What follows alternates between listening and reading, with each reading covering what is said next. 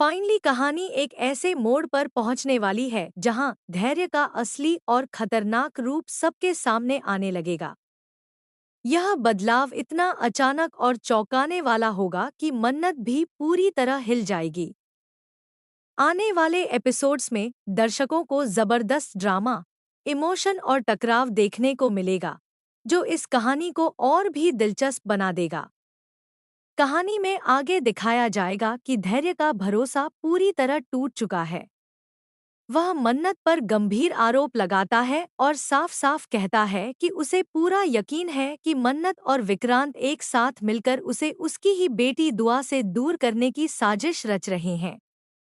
धैर्य का मानना है कि दुआ की कस्टडी के पीछे भी मन्नत का ही दिमाग है और उसने ही विक्रांत को इसके लिए उकसाया है। गुस्से और शक में डूबा धैर्य अब किसी की बात सुनने को तैयार नहीं है। वह ऐलान करता है कि दुआ सिर्फ उसकी है और कोई भी उसे उससे अलग नहीं कर सकता।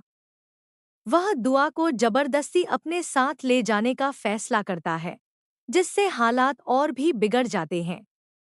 यहाँ कहानी एक ऐसे संघर्ष में बदल जाती है, जहाँ रिश्तों की सच्चाई और अधिकार की लड़ाई आमने-सामने आ खड़ी होती है। दिलचस्प बात यह है कि जो आरोप कभी विक्रांत पर लगाए जा रहे थे, अब वही सब धैर्य खुद करता नजर आ रहा है। पहले विक्रांत ने मन्नत के चरित्र और उसके रिश्तों पर सवाल उठाए थे, और अब धैर्य भी उसी राह पर चल पड़ा है। इससे यह साफ हो जाता है कि हालात इंसान को किस हद तक बदल सकते हैं। अगर भावनात्मक नजरिए से देखा जाए, तो दुआ का रिश्ता मन्नत से बेहद गहरा है। मन्नत ने उसे मां बनकर पाला है, उसे प्यार दिया है और हर मुश्किल में उसके साथ खड़ी रही है। भले ही धैर्य ने उसे अपना नाम दिया हो और उसके जीवन में एक अहम भूमिका निभाई हो, लेकिन यह सब उसने अपनी मर्जी से किया था। मन्नत ने कभी उससे कोई दावा नहीं किया था। ऐसे में आज मन्नत को गलत ठहराना कहीं ना कहीं नाइंसाफी लगता है। सबसे दुखद बात यह है कि जिस समय मन्नत को सहारे और भरोसे की जरूरत है, उसी समय धैर्य उस पर शक कर रहा है। उसे सपोर्ट करने के बजाय वह उसे ही कटघरे में खड़ा कर रहा है। इस स्थिति में विक्रांत का पक्ष भी पूरी तरह गलत नहीं लगता, क्योंकि वह भी अपनी बेटी के लिए लड़ रहा है। यहाँ कहानी एक बहुत ही संवेदनशील मोड़ लेती है, जहाँ एक तरफ खून का रिश्ता है और दूसरी तरफ वो रिश्ता है जो प्यार, त्याग और परवरिश से बना है। इन दोनों के बीच फंसी है मन्नत, जो एक माँ होने के नाते सिर्फ अपनी बेटी की खुशी और सुरक्षा चाहती है। लेकिन हालात उसे मजबूर कर रहे हैं कि वह हर कदम सोच समझकर उठाए। दूसरी ओर नीतू का नजरिया काफी अलग और संतुलित दिखाई देता है।